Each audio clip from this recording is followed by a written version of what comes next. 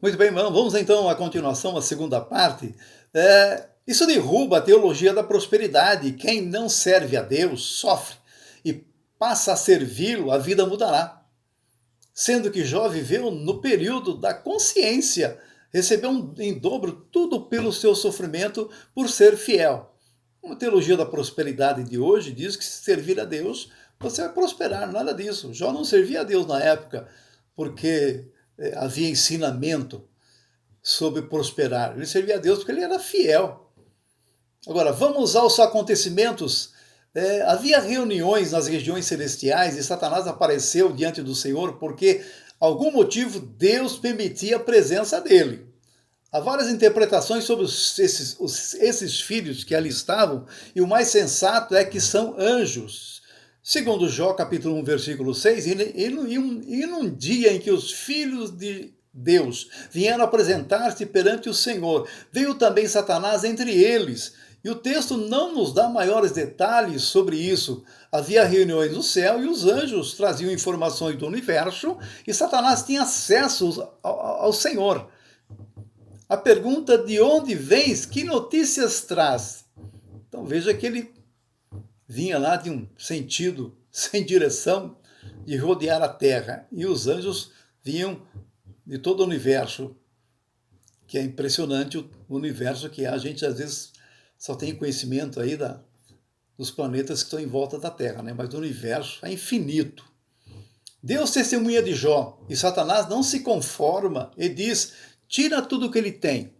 Então, nessa reunião, Deus pergunta, em Jó capítulo 1, versículo 8 e 9, e disse o Senhor a Satanás: observaste tu meu servo Jó? Porque ninguém há na terra semelhante a ele, homem íntegro, reto, temente a Deus, e que se desvia do mal. Então respondeu Satanás ao Senhor e disse: porventura teme a Jó de balde? Ou seja, Jó só teme o Senhor por interesse. Olha a colocação que Satanás faz perante o Senhor. Então a intenção de Satanás era atingir o amor de Deus, dizendo que Jó só era fiel porque o Senhor o abençoava. Deus permitiu que tirasse tudo, menos a vida. Essa foi a primeira tentação.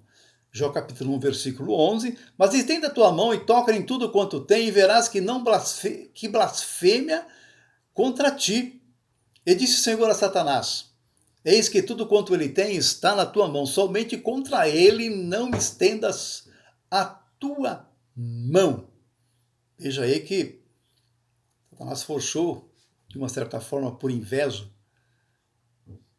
que Deus só abençoava Jó porque Jó só servia a Deus porque era fiel.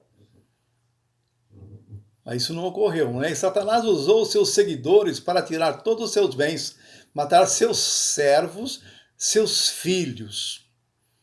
Mas Jó adorou o Senhor.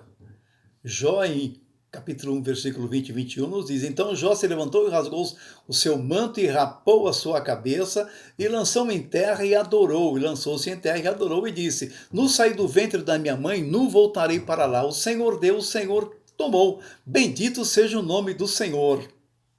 Olha aí. Satanás não conseguiu o seu intento, foi uma tragédia o que ele fez.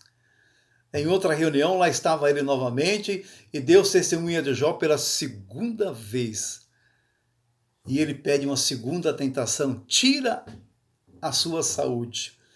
Em Jó capítulo 2, versículo 1 e 3, 5 e 6, diz assim: e vindo outro dia em que os filhos de Deus vieram apresentar-se perante o Senhor, veio também Satanás entre eles, e disse o Senhor a Satanás: observaste tu, meu servo Jó, ainda retém a sua sinceridade. Estende as tuas mãos, mas toca-lhe nos ossos e na sua carne, e verás se não blasfema contra ti. E disse o Senhor a Satanás: eis que ele está nas tuas mãos, porém guarda a sua vida. Satanás pediu novamente uma forma de tocar em Jó. E o Senhor assim concedeu. Às vezes a enfermidade que muitos têm mexe um pouco, claro, com o sentimento familiar, com o próprio sentimento da pessoa. Infelizmente, às vezes alguns acabam tendo que ser levado dessa vida para outra, não é? Mas isso traz experiências de que o Senhor não permite todas as vezes que as pessoas estão enfermas que sejam mal. Às vezes é uma prova, uma tentação, ou é propriamente de linhagem familiar. Mas certo é que nada poderá nos separar do amor de Cristo. É difícil, não é mesmo? O que Jó passou é muito difícil. Só a misericórdia de Deus para dar força para que ele suportasse isso pela fé, e nós, às vezes, tendo novas experiências, ficamos aí preocupados. E o que o Senhor Jesus passou? Deixou toda a sua glória para vir aqui nos vencer o mal, a Satanás, os demônios, e nos libertar com sua morte na cruz, que foi uma vitória. E para Satanás foi uma derrota, porque ele ressuscitou. E Jó capítulo 2, versículo 7, então saiu Satanás da presença do Senhor e feriu Jó de úlceras malignas, desde a planta do pé até o alto da cabeça. Veja aí, começou a estourar feridas no corpo de Jó. E a mulher de Jó não sabia o motivo da tragédia. Deu um conselho, amaldiçoa seu Deus e morra. Essa atitude demonstra que ela estava triste e amargurada pela perca dos filhos e pela situação nunca esperava, né? Ou seja, quando tudo está bem, Deus seja louvado. Quando tudo está mal, onde está Deus? Muito sério. Jó capítulo 2, versículo 9 e 10 diz assim: então a mulher lhe disse: ainda retens a tua sinceridade, amaldiçoa a Deus e morra. Porém ele lhe disse: como fala qualquer doida? Falas tu, receberemos o bem de Deus e não receberemos o mal? Em tudo isso não pecou Jó com seus lábios. Difícil, né? Eu não quero aqui entrar no detalhe, mas acredito que Satanás deu uma impulsação aí na mulher de Jó. Tá vendo? Como é que você vê essas coisas aí? Seu marido está em falha, está em erro. E às vezes não é isso, né? E a mulher não entendendo, não sabendo. Às vezes fala o que não deve, mas situação como essa, irmãos, não é fácil, não. Não é fácil a esposa, a família suportar, não é?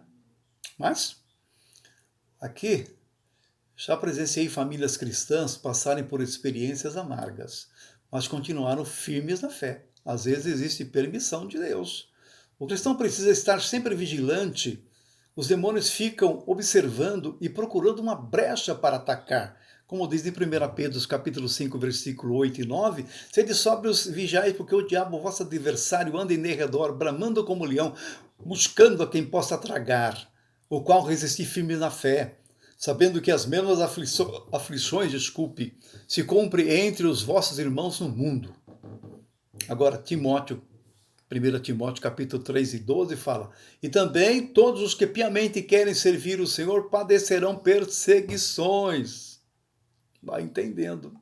Satanás sabe quem é fiel, conhece a natureza humana, tentou 3 vezes o Senhor Jesus. A primeira na fome, a segunda na natureza divina e a terceira riquezas do mundo. Nós não estamos livres dessas tentações. Malaquias, ou seja, Mateus capítulo 3, versículo 1, então foi conduzido Jesus pelo deserto para ser tentado pelo diabo. E aqui nós temos em Malaquias 3,18 que fala assim, então vereis a diferença entre o justo e o ímpio, entre o que serve a Deus e o que não serve. É incrível, não é? Algumas tentações que às vezes acontecem, né? Problemas financeiros, doenças graves, acidentes, partida de algum familiar, decepções, etc. E os edificados na areia não têm alicerce. Como diz 1 Coríntios capítulo 10, versículo 12 e 13, aqueles, pois, que cuidem estar em pé, cuide para que não caia. Não veio tentações sobre vós, senão humana, mas fiel é Deus, que não vos deixará tentar acima do que podeis. Antes, com a tentação, dará também o escape para que possais suportar. Serve a Deus e haverá um escape aí. Em Mateus 7,26, e aquele que ouve as minhas palavras e não as cumpre, compará-lo-ei a um homem insensato, sem juízo. Insensatez daqui é sem juízo, que edificou a sua casa na areia, sobre areia. Essa edificação aqui é espiritual, você tem que edificar sobre a rocha. Fé, servir o Senhor, irmãos, é experiência constantes. Constante mesmo. Agora, Jó pensava, tudo que eu tenho, Deus me deu, até a vida. Se um dia ele tirar, tudo é dele. Jó não sabia o que estava acontecendo entre Deus e Satanás, mas ele entendia que o Senhor estava no controle, porque ele tinha ciência de que eu não estava sofrendo porque errou. Como diz, né, pagando preço. Essa palavra pagar preço é interessante.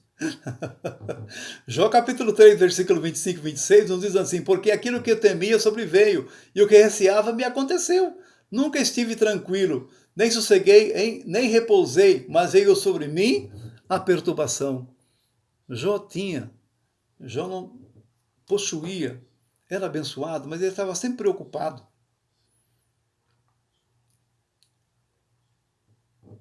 Deus me deu. Será que um dia ele vai tirar? Ele não colocava o seu coração nas riquezas, ele colocava o seu coração na presença de Deus, porque tudo quanto Deus tinha dado a ele, ele reconhecia, mas ficava preocupado.